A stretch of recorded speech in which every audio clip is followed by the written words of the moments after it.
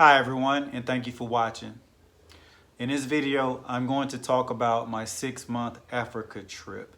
It's about to come to an end very soon, tomorrow. So I figured I would wrap up this whole thing by talking about what went down during this trip and why it's relevant to my channel and why I chose to come here. Actually, this trip is very relevant. It is not a vacation. It's not a vacation for me. I tried to have fun as much as I could, but it was actually a lot of work, and I was called to do this. And I have some notes down here, so don't mind me while I'll peek down to look at a lot of, because I have a lot of ideas here and a lot of things I want to talk about. So Africa is basically a testing ground for a lot of the material on this video and a lot of material in my own life. I had to come here. There was something told me deep down inside that I had to come here. I talk a lot about intuition on my channel, and intuition is definitely something that called me to come here. So I've spent a great deal of my life in Asia, probably a third of my life in Asia. And while I was there, it made me really deeply wonder, like, what's in a place where people look like me? Because this is the first place I've ever been where everybody looked like me, where I kind of fitted in. I didn't fit in, but I kind of fitted in just at first glance. And even then, you see how I'm dressed, and then people like look sideways. So I didn't fit in hardly at all. So when I came, what did I expect? I expected the worst. So I was kind of prepared for the worst. I was taking all kinds of precautions. I was overthinking a lot of things. And I probably worried myself a whole lot more than I needed to worry myself. So that was the thing with the expectations coming here. And this is my first trip to Africa. And I chose East Africa first to come as my entry point into Africa, even though I have actually done a 23andMe DNA test like a decade ago, before the whole scandal and stuff happened, where they're just selling people's information or whatever they're doing. I don't even know what they're doing, but I heard it's pretty foul, and they're having some legal issues. But I learned that the majority of my genetics are from the western side of Africa, like mostly Nigeria and Ghana. And actually I have a pretty like 7-8% Irish, but I doubt I'll ever go there, or I'll ever be called to go there. But you never know. You never know.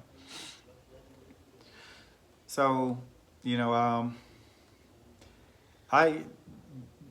safety, I had a lot of concerns, but as long as I'm safe, I'm good. But I feel like I'm protected anyway. That's also why I came here. I feel that I'm protected. I literally feel that way. So a lot of what I talk about, in my videos, it sound mystical, or someone that's heads in the clouds. But I truly feel protected as long as I'm doing the right things. Another reason why I came here, and I mentioned to you about the 23andMe test, was to biohack. If you've been following my channel, I'm quite the fan of biohacking. And one of my favorite biohackers, which is a brain surgeon, is Dr. Jack Cruz. And I've took some of his hacks and kind of took them way out there. But I have learned a great deal about my health, my body, and how my body, my physical presence interacts with the natural world. And I think that's important. So the 23andMe test led me to Africa, because that's where my mitochondrial DNA is. It should function the best in Africa. But I went to the East Coast. My genetics are from the West Coast. The West Coast is kind of a little bit too scary for me based on what I've been reading. Correct me if I'm wrong. If you know better, if you can. But that was my interpretation on it, and maybe I'll go in the future. Who knows? But this was my entry point, and I from what I read, the law is pretty decent here, and they police their countries quite well. And I haven't said the countries. I have gone to Tanzania was the first country. Tanzania was my entryway into Africa, and now I'm in Kenya. So it's been East Africa, Tanzania and Kenya for the past 6 months. Tanzania 3 and Kenya 3 months. And so basically with the biohacking, we're as close to the sun as we can get. Another element to being close to the sun to make this biohacker's paradise is not only is it close to the sun, you get strong sunshine, but it's elevated higher. A lot of places where I'm at, I'm not sure about here in Nairobi where I'm at now, but where I spent the majority of my time, it's like 2,000 meters above sea level. And it's actually where I just left from, a place called Nyaruru, and that whole area is actually cold, and people are wearing coats. I'm the only one with wearing shorts and tank tops. It's probably one I know is one of the reasons why I was getting stares from people. So another issue, yeah. So my sleep was actually very good here. I guess being in this environment, you fix sleep, you fix a lot of things, and that was one thing that I biohacked and I learned about. And through the biohacking, I experimented with different altitudes.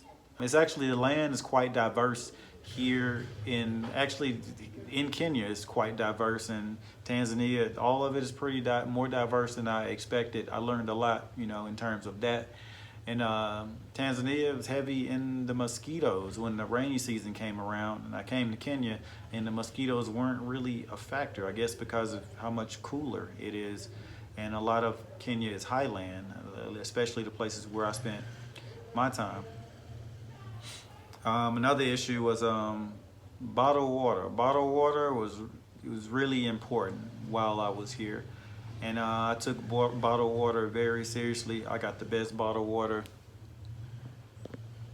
That I could get. I didn't. I wasn't cheap with my bottled water. I got the best bottled water that I could get every chance I got. I was a little cheap at first, and then I said, no, what am I doing? Let me get the best water that I can get. Because I learned, like, this is a very, and I tell the people, this place is very beautiful, and you don't really realize how great this is in terms of the natural environment and all of that. And they probably think about the animals and that type of nature, but I'm thinking a lot bigger than that. Yeah, water's a big deal, particularly in Kenya. With the fluoride is very, very heavy here. It's naturally very heavy, and just because it's natural, it can still cause issues with health. And I've seen it with my own eyes, so I understand like the impact that fluoride can have, and it makes me double down on when I go back to other more developed or different developed countries like the U.S. And they're putting this stuff in the water and stuff. It really makes it very real for me to understand now. So I'll be doubling down on my position regarding that, because I've seen like what fluoride can do to your health when you overdo it naturally, and I've seen it here, particularly when you go to rural areas. And yeah, I experimented with the latitude. And what I realized, it's for me and me specifically, I guess everyone's different. 3 latitude is perfect for me. Whenever I'm in a 3 latitude place, the weather is perfect, and my body's in harmony with a 3 latitude place. And also environmentally, I don't know if it's a numerology thing or whatever, but even like going to a 2 latitude area, the energy's just kind of off. Even with that, that's what I've noticed. And to add context, I've traveled to at least 10 different cities in these two countries I've been in. So I've been every 2 weeks different cities. So I've been really comparing things, which I'll explain more about how the relevance of me comparing things and what it all means in the big picture of what I'm here to talk about. So Tanzania, let's start with Tanzania because that was my entryway into Africa. I tried to make it Kenya, but I got some tough immigration stuff going on, and it was quite difficult. So I had to enter through Tanzania, and although Tanzania wasn't my first choice, it was a good experience, and I had no idea what I would be getting myself into.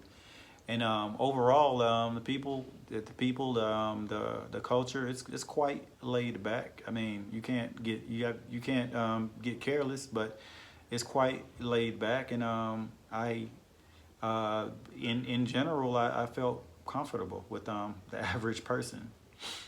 So yeah, Tanzania, and with Tanzania, the mosquitoes, when the rainy season happened, like it was awesome until the rainy season came. When the rainy season came, the mosquitoes got vicious. And fortunately for me, right around that time, I was getting ready to transition to Kenya, which I'll talk about in a moment.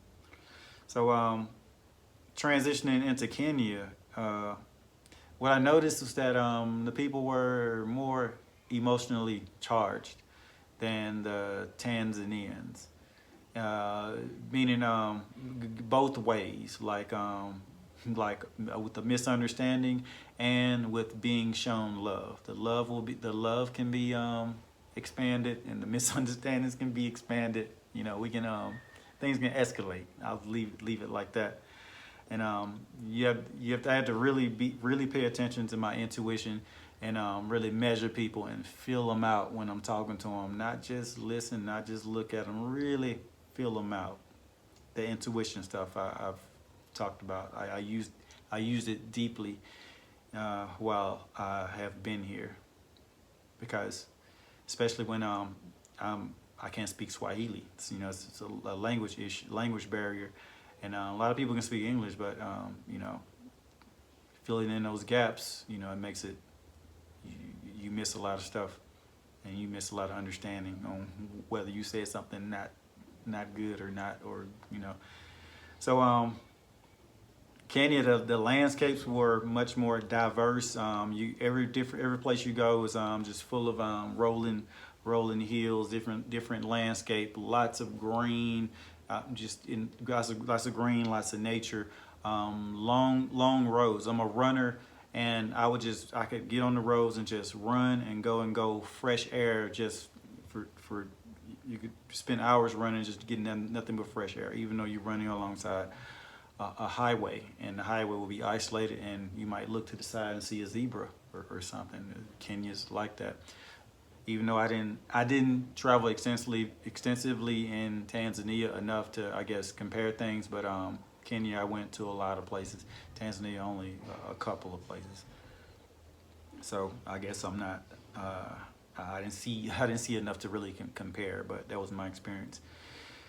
And with the food, with Tanzania, I had I liked the food variety that I got more so than Kenya. I felt Kenya's food variety was quite limited. And some of the main things I ate every day was ugali, which is it's like grits, basically like some grits, corn grits, and some black beans, and you might get some beef or some mutton, and the beef will be like, beef is super tough, so you got to cook it for a long time, and even then, it's really tough.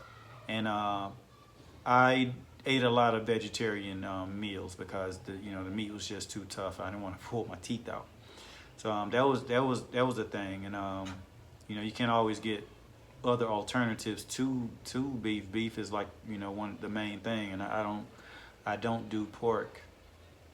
And I can do a vegetarian diet if uh, there's um, a good amount of vegetarian options, or there's a lot of different vegetables. Like if I went to I've gone to other countries and it's full of spices, herbs, and very flavorful food.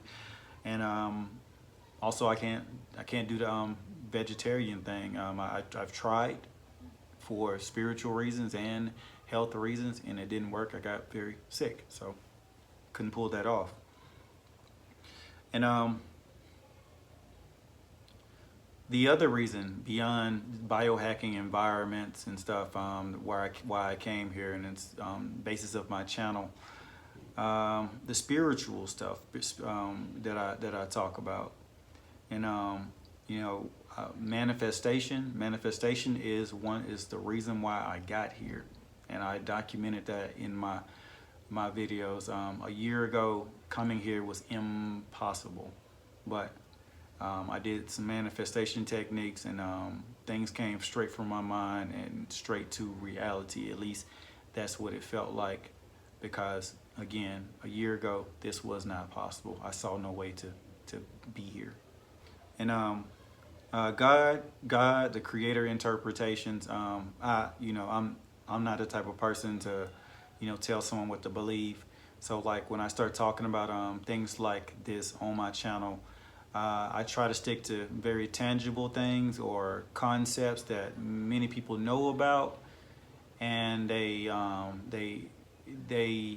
are accepted. If maybe they're not believed, but they're accepted, and they're appreciated for the relevance that they can bring to how people interpret, spiritual life and the order of creation and how things work in this realm in conjunction to the next realm or other outside realms. So I like to, talk about those things, and when I make those types of videos, I try to make it relevant to what's going on in my actual life, and I always try to tie it together. Every day in real life is a classroom to me, and that's not always good. Some people don't, it's hard to find people to talk to with that, and I pretty much keep quiet about this beyond my channel, just for those reasons. People are very sensitive about it, as you would know. And clairvoyance. I've mentioned to you about intuition and having to read people beyond talking and really feeling them out. And I've really tried to tap into people's energy a lot here, and it's actually very necessary, because you never know who you're talking to. You never know what people's intentions are, and I think I'm coming off better leaving here at being able to really read people well, without, no matter what they say, no matter how well they act. And that's another thing that I talk about is intuition, which is like a variant of clairvoyance and psychic abilities. And I think this is something very important that we all should develop and take more seriously. Another thing, these divination techniques. One that I'm not necessarily big on, but I'm really digging deep into it nowadays, is numerology. You'll notice I'm sprinkling in a lot of numerology stuff, and I'm gonna lay it all out as much as I can until I get a very complete picture, because they say the best way to learn something is to teach it. So I'm laying it out, and I'm making sure I understand it before I lay it out, and we're having fun with this. Beyond numerology, locational astrology. I've talked about like things like astrocartography, knowing the energy of the area that you are in and how that can affect your life, what type of experience you're going to have. And I I tested those things out. Everywhere I went, I would check the astrocartography to find out what type of experience I would have. Actually, there's only a couple of lines in the two areas that I went, so it didn't vary that much. And also, I tested and paid attention to how being here with those lines would help things that are actually going on in my personal life in my own country, because it does work that way. You can go to a different place and work out of that place, and that the energy that you are under in that place carries over to the work that you're doing in some other place. So I was putting that to the test, seeing how it works, seeing how true it is. You know, I'm going beyond just talking about the things. I'm living the things that I talk about. So locational astrology, that's a big one. I'm gonna use it again because I'm gonna leave. I'm going to Asia tomorrow, so that should be very interesting. And I'm gonna use the astrocartography to feel that place out first and foremost. And I used numerology extensively here, extensively. I'm talking for everything, and it was very, very handy, useful, resourceful while I was here.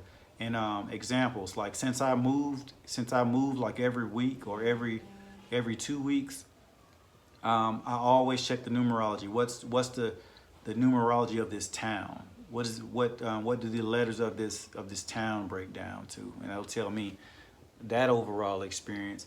And then I would what's the name of the hotel room? They would tell me the experience of the hotel room under the city that I'm in. And then, well, hotel name, get the numerology of the hotel name, then numerology of the hotel room, which, they're all subdivisions. And it revealed a huge amount of information for me. And I learned what places to go, what places to avoid. And I learned the hard way with some of these numerology techniques, which I'll go into detail in a moment, so you understand what I'm talking about. So Tanzania was my open door to Africa, and it really showed me a whole different part of life, and it really took some. Like I was kind of in shock of seeing, like, I don't know what I'm looking at and how to respond to people, and how to treat them and stuff like this, and just you have to really pay attention, lock in, and it's you become a kid again for a moment, and you feel very vulnerable, but you learn fast, and even like coming in, I was meeting people that were other foreigners. They would speak English. Like I met an older guy who had a young girlfriend, young local girlfriend. So it was kind of strange already, and he filled me in on a lot of things, and he could speak he's one of the only ones that could speak well to me. So I had to really soak in what he said, even if it was wrong. But I learned even from the wrong things he would say, or the things that I probably shouldn't listen to. But it was all learning. So Moshi City, I kind of like I didn't come here to like party and do a bunch of fun stuff, or put myself in any type of compromising situation, or do too much. I'm not here for that. So I had to get out of Dar pretty quick. Dar is the main city there in Tanzania. Got out of there and went to Moshi. Moshi, much more. It's natural. It's up on a hill, to almost 2,000 meters up close to the sky, strong sun, third latitude, awesome place. Just really start feeling myself there. Again, it's one of those three places, and three places really gel well with me. And so I'm getting back there. I started back with the running and stuff, long distance, and it was a good experience. While in Moshi, I met I guess I could call her a romantic interest, and I haven't dated in years, and it's the reason why is it's I guess it's kind of personal, but it's I feel that I need to. I feel like it's something that I just have to do at this point in life, and it's for bigger reasons. And I would have to really explain a lot of the black background for you to understand me. So anyway, I met a woman, and like with anyone that I have an interest in, that is, you know, a real candidate. We usually, the chemistry is full on right away. It's usually all or nothing type of a thing, which rarely happens, but when it happens, it happens. And that's what happened. It was met the person, and we just sit down and we talk for 3 hours right after meeting, and it was a good experience. I learned a lot about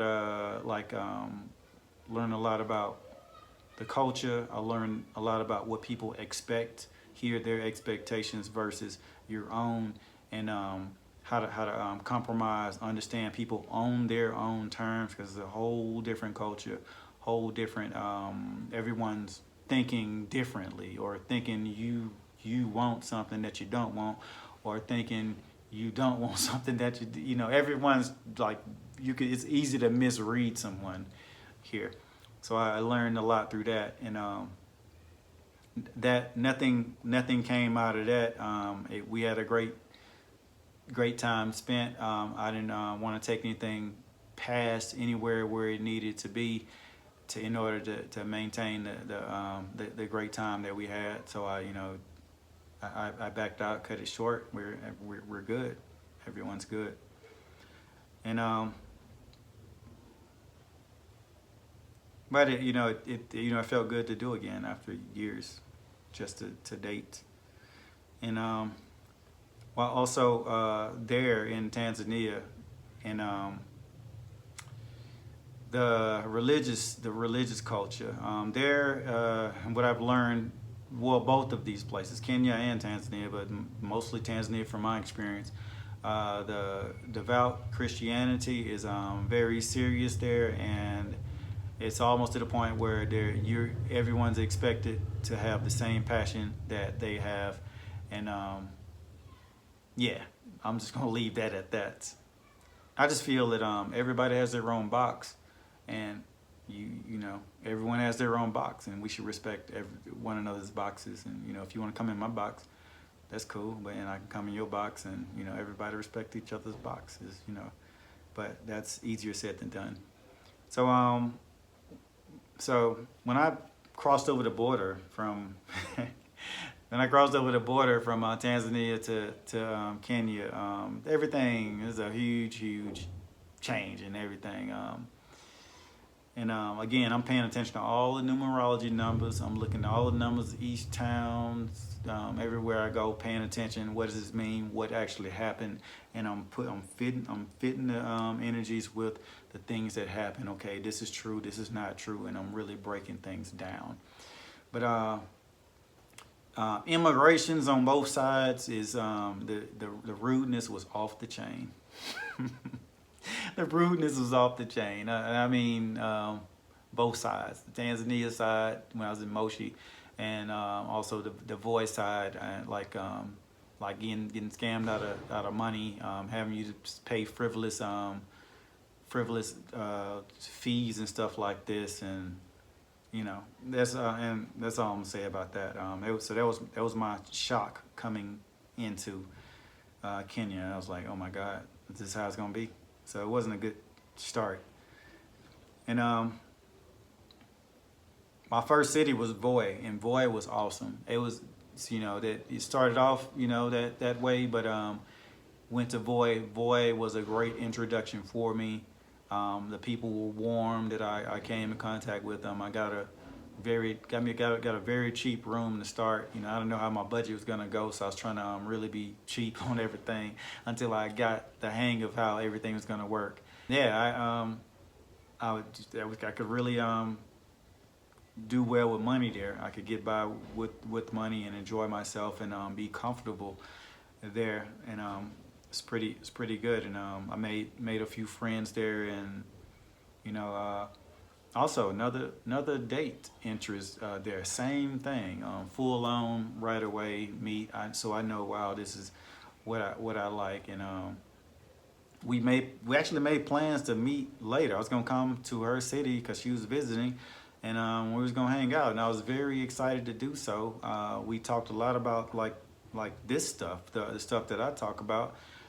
We talked about astrology, and we talked about metaphysical stuff, and I broke a lot of stuff down to her. She was very open to listening, and I told her a lot about herself. She's like, "Ah, really? Wow!" And, just going with it. And I thought we had just an amazing time and amazing chemistry. But I guess I won't say what happened. But the following day, the way things were said, I realized that this is not. It's not. I can't. I shouldn't carry myself into the future in this terms. Good. We're on good terms, but I'm at a very sensitive point in my life, and I read through some things with her, not necessarily bad, but just like misunderstanding type of things. So I backed out of that. She's actually the reason why I did the marathon that I completed today. I completed a half marathon this morning, my last day before I'm getting out of here. So that was, I thank her for that. So end up going to see a doctor here, which was quite interesting. A whole different culture, and seeing how things would happen, and that led me and took me on a trip. I went to Mombasa, went to Nairobi, and got a procedure done that would have cost me a lot more in my own country. So I went ahead and took the advantage while I'm here and while I was there. So while the first doctor referred me to another doctor, which was in on the other side of Kenya. From the Mombasa doctor referred me to the Nairobi doctor. So I ended up having to go and like stay in some little small cities in order to wait for the doctor to come, and that led to some things where I had to use my intuition, where there was some strange people and strange cops doing strange things, and actually after the first incident happened, my intuition told me to get out of there. I didn't listen, and then it led to being confronted by a cop at my door, and that scared the crap out of me. And but I was gone in 3 hours after that. As soon as the cop was like, okay, and then, and I thought I packed, I was out of there. And that was like one of the only like real issues that I had while I was here. But everything is good. And so for my last month, I ended up um, practicing and preparing for a half marathon. I got this huge injury, before that. I thought I would be prepared for a full, but I ended up, the injury was too much, so I reduced it to a half marathon, prepared for it, and I completed it today in pretty decent time. And it's the cherry on the top of my cake here. Me coming here, this isn't pleasure. This is business, and it's life purpose. And I'm here. I'm really learning things, and every experience that I have is brand new. I don't really know the people. Not used to the people. So it's like I'm starting over. It's like I'm a kid again. When you're a child, you are feeling everybody out and learning you're learning how to be a person again. So that's kind of what I've been doing here, and also learning about my body, mastering my body, how my body works in environments, and also scouting things for the future when I decide to possibly retire. Hacking the environment and trying to see what environment is optimal and best for my body, so I can have a best rest of my existence on this planet, so I can do as much as I dream of doing and accomplishing while I'm here. And there's a huge amount. I've done some heavy manifestation things, and the manifestation brought me here. There's actually some heavy manifestation things that are happening now that I called into existence. and they're happening now. They're coming to fruition, and a lot of things are happening that I could possibly never have dreamed of before. But life is still going, and I'm adapting to being older, and new life, and everything changing, and different people being around me, different having to relearn people and get to know fresh people, and remove people, and just make those changes that you have to make. And I don't mean this in any callous way. It's just that everyone's in your life for a reason, a season, or a lifetime, like some people say. And I love everybody, but everything runs its course, and we're here. There's a lot of lessons we're here to learn. I'm very convinced we're here to learn, and a lot of things that are here we're not going to take to the next place with us, and which is all the more reason to really take everything seriously, and really focus and lock in on the moment while you have it. So if you have a month relationship, make that month relationship the best month relationship that anyone could ever have. Or if it's a year, best year ever, few years, because those situations are only there for a set amount of time, and you get as much you can out of that, and you make sure that the people you deal with never forget you. And I mean that like in a positive way. They don't forget you in a positive way. Make a huge impact on people's lives, even people you just cross and you just touch one time in real life. So have I missed anything? Yeah, so that's my video. I'm pretty sure I missed some things, but there's been a lot of time going through, and I guess people don't like long videos, and algorithm is just not really, they don't really fuck with me. So, or perhaps people don't really fuck with me like they used to, or like they could, or they're not bringing me to the people that will deal with me, that want to deal with me. Either way, energy is energy, and I'm owed, so I know I will get it back when it's time to get it back. So I have no problem putting my energy out, because I know it's not on mute. It's not on mute or deaf ears. It's not on deaf ears. So that's my video, and that's kind of my reason for coming here, and kind of how I operate, and the material that I put out. And I hope you understand me better when I talk about the things that I talk about. And I don't want to be just relegated to one box. So like I try to stick to themes, for the algorithm, but I also will change a theme and just chop that theme up and keep putting pieces of that theme for a while, and then add a new theme, chop it up, and keep putting pieces like that, so that my stuff doesn't just become just something niche, because you can't niche the content that I do. You can't make it niche. I don't think you can't, and I refuse to even try. I try to, but I refuse to try anymore. So I love and appreciate you. Thank you for watching, and I hope everyone has their best day possible and living their best life. I love you. Bye.